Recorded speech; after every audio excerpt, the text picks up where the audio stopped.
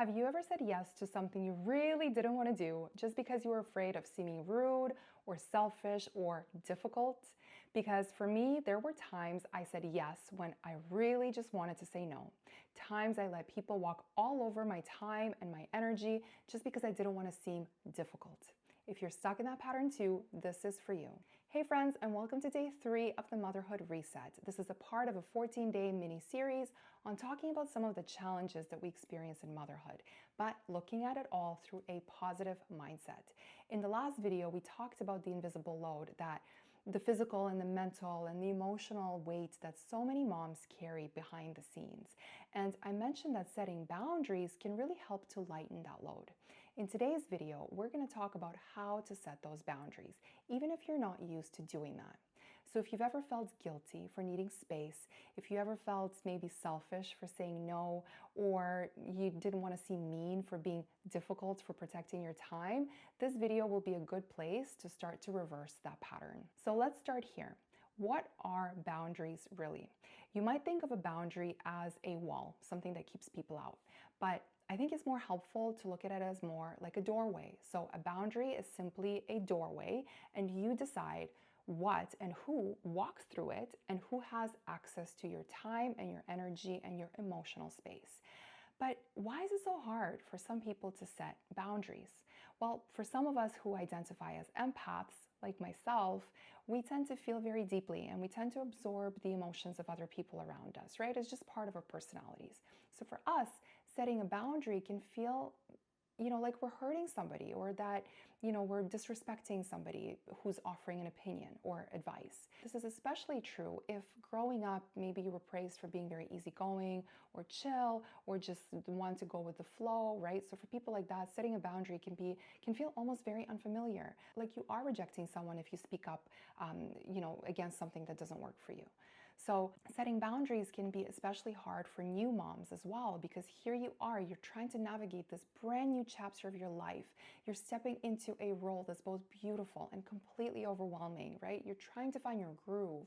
And this is probably one of the most vulnerable times in a mom's life, because you don't really feel confident about motherhood, right? Everything is new to you.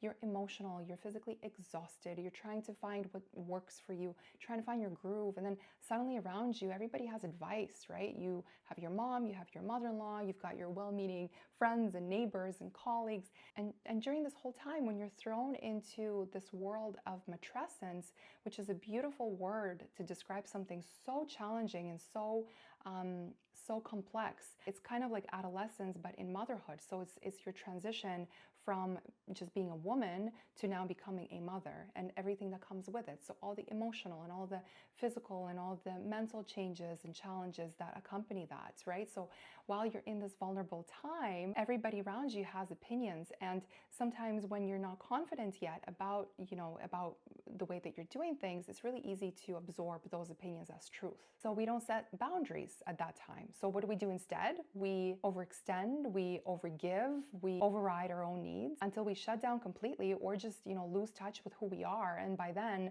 we're probably very resentful and we're probably bitter towards our loved ones. But here is the thing, you don't have to wait until you're completely depleted to start setting those boundaries. So let's get practical. What does this actually look like in day-to-day life? Because a boundary can look very different in different circumstances.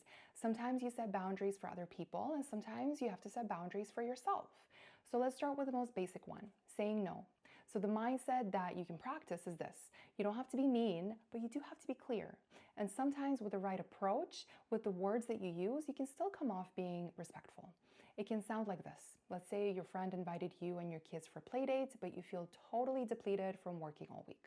You can say something like, you know what, a play date sounds wonderful. I love that idea, but not this weekend. I need some quiet time. That is a boundary. You're setting a boundary for yourself and you're protecting your own time. And another example, let's say if your partner comes home from work and he wants to go to the gym, but you are so exhausted from parenting the kids all day, you can say something like, honey, I know you wanted to head out tonight, but I wasn't expecting to solo parent this evening. Can we figure out a time that works for the both of us? That is a boundary. That is a boundary you're setting for your partner, and you're protecting your own well-being. Or let's say another example. Let's say your mother-in-law keeps telling you how she used to do things. Maybe it's about sleep training or how often to feed the baby. You can gently but clearly say something like, I know you're coming from a place of love and experience, and I really appreciate that. But I'm trying something different that feels right for me and my baby.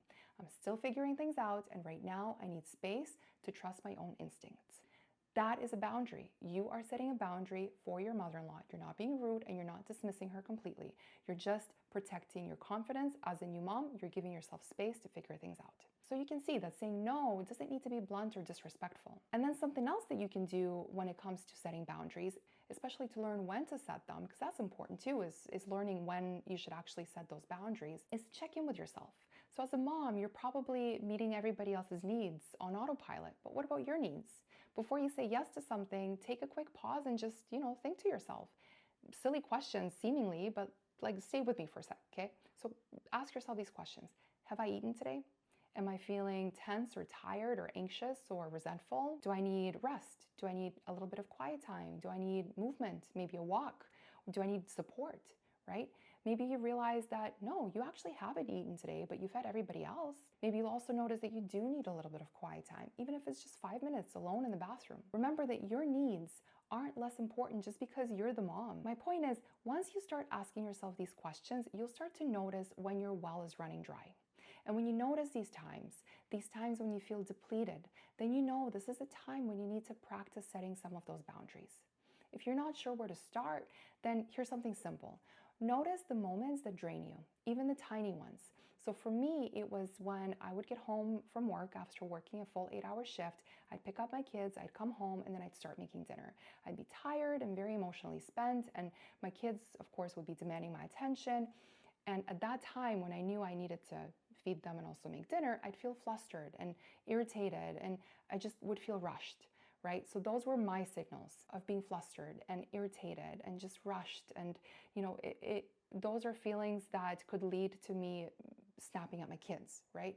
So these are signals that I need to either let go of something or set a boundary. In this particular case, I can't let go of making dinner. I needed to feed my kids. So I had to set a boundary and a compromise. I had to tell my kids, guys, you can have some quiet time. I need 20 minutes uninterrupted time so I can focus on setting dinner on the table. So you can do the same, right? Make a list or a mental note of the moments that you feel overwhelmed and ask yourself, where can I create a little bit of more space or support? And even the tiniest changes, like 20 minutes of screen time during dinner prep, these make a world of a difference. Look, I know it's so hard to sometimes set boundaries, especially with, well-meaning family members, and especially if you're not used to setting boundaries yourself. But the more you practice doing it, the more you'll start showing up as the version of yourself you really want to be. And by setting boundaries for the things that don't work for you, you are making room for the things that do work for you. And remember that boundaries are not about creating distance or building a wall between you and the other person. They're about creating space to make more room for joy and connection and the kind of motherhood that doesn't leave you feeling depleted. By the way, if we haven't met, my name is Eva. It's really great to meet you, and I really thank you for spending this time with me. I hope you found this video helpful. I wish you a beautiful day, and I'll see you tomorrow for day 4. Bye.